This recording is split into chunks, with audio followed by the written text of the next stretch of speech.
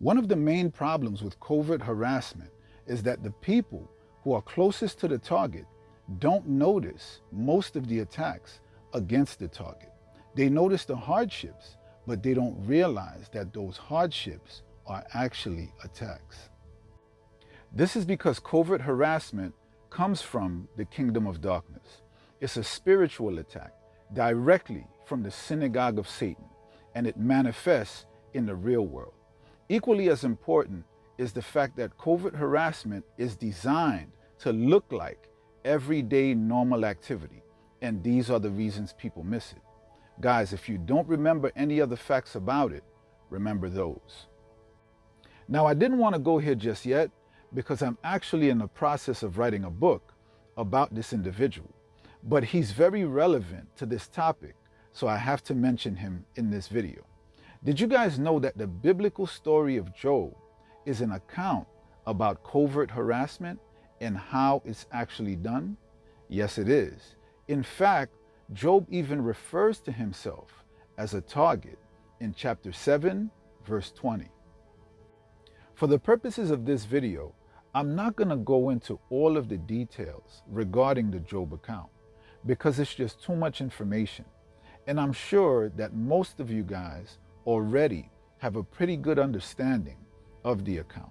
Instead, I will focus on the more manipulative aspects of this story and how Satan attacked this man using everyday normal activities. Now, guys, let me begin by stating that Job wasn't attacked because of anything he did wrong. Job was actually attacked because of all the things that he did right. The Bible states that God was so pleased with Job that he was in a way bragging about Job. Now, Satan, being the hater that he is, issued a challenge to God, saying that Job was only good because of all the wonderful things that God gave him. And if God took those things away, then Job would curse God to his face. God accepted this challenge, and Satan used this opportunity to launch a brutal attack against Job and his family. Check out this passage from Job chapter 1. Then the Lord said to Satan, "Have you considered my servant Job, that there is none like him on earth, a blameless and upright man, one who fears God and shuns evil?" So Satan answered the Lord and said, "Does Job fear God for nothing? Have you not made a hedge around him, around his household, and around all that he has on every side? You have blessed the work of his hands, and his possessions have increased in the land. But now, stretch out your hand and touch all that he has, and he will surely curse you to your face." And the Lord said to Satan, "Behold, all that he has is in your power, only do not lay a hand on his person." So Satan went out from the presence of the Lord. Now, according to the Bible, Satan's first attack against Job was this one. Now, there was a day when his sons and daughters were eating and drinking wine in their oldest brother's house.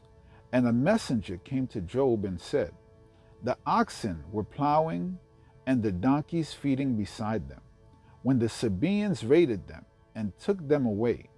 Indeed, they have killed the servants with the edge of the sword, and I alone have escaped to tell you." Okay, so let's unpack this for a moment. Now, the Sabaeans were people who were primarily associated with the ancient kingdom of Sheba in southeastern Arabia.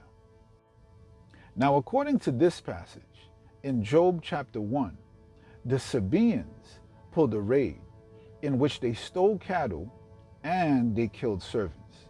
This demonstrates Satan's ability to manipulate and move people, not only to steal, but to also kill. Above is Satan's second attack against Job. While he was still speaking, another also came and said, "The Chaldeans formed 3 bands, raided the camels, and took them away. Yes, and killed the servants with the edge of the sword, and I alone have escaped to tell you. Now, as you guys can see, this attack from Satan is very similar to the first one. The reason is most covert harassment attacks take place using repeating patterns. It makes perfect sense. If an attack is working, why change it? Repeat it as much as possible. The devil loves to attack by using repeating patterns. Here's another attack from Satan against Job, and this one was the most devastating. While he was still speaking, another also came and said, "Your sons and daughters were eating and drinking wine in their oldest brother's house, and suddenly a great wind came from across the wilderness and struck the four corners of the house, and it fell on the young people, and they are dead, and I alone have escaped to tell you." Now, it should be pretty obvious to everyone why this satanic attack against Job was the worst one. It's because with this attack, he loses all of his kids. One important red flag that a person is being covertly harassed is that the attacks tend to increase in intensity. And we clearly see that with this one. One very important aspect of this attack that many people miss comes at verse 19. It describes a great sudden wind that came across the wilderness, which destroyed the house and caused it to fall on all of Job's kids.